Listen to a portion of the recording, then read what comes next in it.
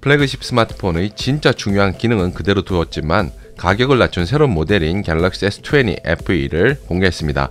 어제 저녁 11시 온라인을 통해 열린 행사는 지난 8월에 열렸던 갤럭시 노트 20, 지난 1일에 열렸던 갤럭시 Z 폴드 2 언팩에 이어서 세 번째 행사인데요. 몇 번 언팩을 열었느냐가 중요한 게 아니라 그 안에 담고 있는 내용이 얼마나 소비자들의 지갑을 넓게 할 것인지가 관전 포인트가 되겠죠. 이미 공개 전에도 IT 팁스터들은 애플 아이폰 SE2에 대적할 저가형 플래그십이라는 평가를 내놓은 적이 있기에 갤럭시 S20 FE에 대한 관심은 국내외적으로 높았습니다. 전 세계적인 대유행이 휩쓸고 있는 지금 주머니 사정이 가벼운 사용자들에게는 좋은 선택이 될 것이라는 예측을 하기도 했었는데요. 우선 가격이 공개되지 않았다는 것은 조금은 아쉬운 부분이었습니다. 언팩을 기다려온 유저들이 가장 먼저 확인하고 싶어하는 포인트이기도 했는데 공개를 하지 않아 답답함을 느낄 수도 있을 것 같습니다. 현재 예상으로는 80만원대 후반 수준으로 정해질 것이라는 예측인데요. 갤럭시 S20 국내 출고가가 124만 8,500원이었던 점을 생각한다면 30만원 이상 저렴해진다는 계산이 나옵니다. 플래그십 스마트폰이라는 점에서 상당히 저렴한 수준이며 저가형으로 출시되는 중국 브랜드보다 오히려 메리트 있는 가격 수준입니다. 이를 통해 삼성은 10월로 예상되는 애플 아이폰 12 공개와 출시에 맞서겠다는 전략으로 읽혀지는데요. 과연 그럴 만한 근거가 있는지 행사 속으로 잠시 들어가 갤럭시 S20 FE 특징을 살펴보도록 하겠습니다. 어제 이벤트에는 클레어 헌터 삼성전자 글로벌 전략실 담당이 나와서 소개를 했습니다. 그는 소비자들의 의견을 경청해 만든 제품으로 S20 시리즈의 유용한 기술과 좋아할 만한 기능을 담고 있다고 소개를 했습니다. 이름에서도 알 수 있듯이 팬들의 의견을 적극 반영했다는 이야기인데요. 이번 갤럭시 S20 FE는 뛰어난 카메라 스펙에 초점을 맞춰 관심을 끌었습니다. 3200만 화소의 테트라 비닝 기술이 적용된 전면 카메라의 경우에는 주변 조도가 낮은 환경 속에서도 좋은 결과물을 얻을 수 있다는 설명인데요. 여기에 셀피 촬영 시에는 라이브 포커스 기능도 탑재되어 배경을 감각적으로 흐릿하게 처리할 수도 있습니다. 이 기능은 프리미엄급 스마트폰에 들어간 기술이라 기대를 모읍니다. 렌즈는 총 3개로 이루어졌는데요. 1200만 초광각, 같은 1200만 광각, 800만 망원으로 구성되어 있습니다. 화소수와 렌즈 개수를 떠나서 스마트폰 중에 가장 큰 듀얼 픽셀 이미지 센서를 내장했다는 게 눈길을 끄는데요. 이는 주변 조도가 어떻든 상관없이 밝고 선명한 촬영 결과물을 전해줄 수 있다는 게 어제 공개 이벤트에서 나온 설명입니다.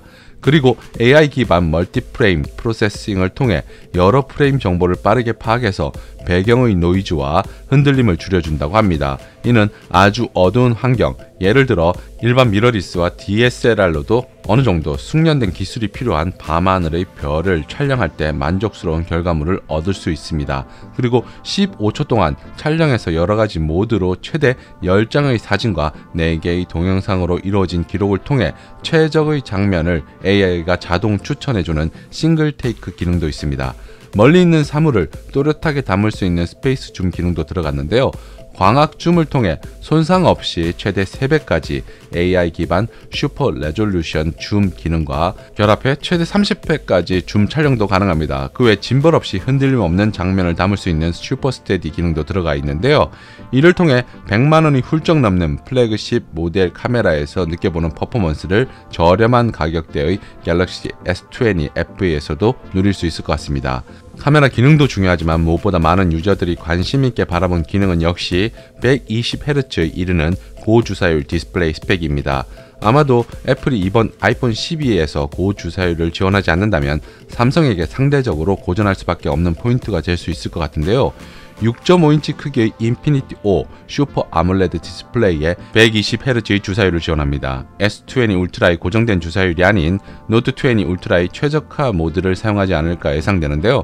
하지만 해상도 2400에 1080이라는 것을 봐서는 모든 콘텐츠에서 120Hz가 고정적으로 동작할 수도 있을 것 같습니다. 부드러운 화면 전환을 한번 경험하게 되면 다시 60Hz 주사율로 내 눈을 맞추는 게 사실상 어려울 정도로 120Hz의 위력은 상당할 것 같습니다. 이를 통해 갤럭시 S20 FE 5G를 지원하는 게임에도 최적화시켜 MS의 엑스박스 게임 패스 얼티밋을 지원해서 100여 개의 인기 게임의 구동 가능합니다. 플레이스테이션과 같은 별도의 장비를 구입하지 않고 스마트폰을 통해 게임을 즐기려는 유저들에게는 노트 20가 매력적으로 다가왔었는데 갤럭시 S20 FE에서도 이를 구현할 수 있어 환영받을 만한 포인트라고 생각합니다.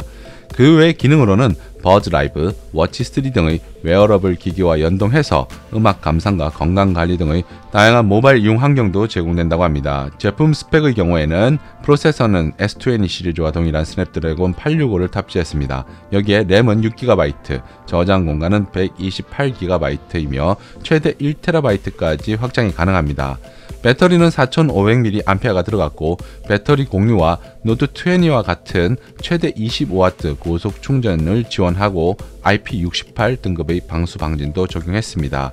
갤럭시 S20 FE 컬러는 클라우드 레드, 오렌지, 라벤더, 민트, 네이버, 화이트 이렇게 6가지인데 언팩 행사에서 흘러나왔던 BTS 다이너마이트 컬러풍인 파스텔 톤을 연상시킵니다.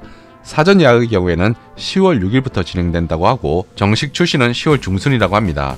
국내 소비자들에게는 120Hz의 주사율이 어느 정도 먹힐 것 같은데 글로벌 사용자들에게 아이폰 12 대신 선택지가 될 수 있을지는 애플 키노트를 통해 드러날 것 같습니다. 개인적으로는 80만원대 후반 정도면 충분한 가격 메리트를 가지고 있지 않나 생각되는군요.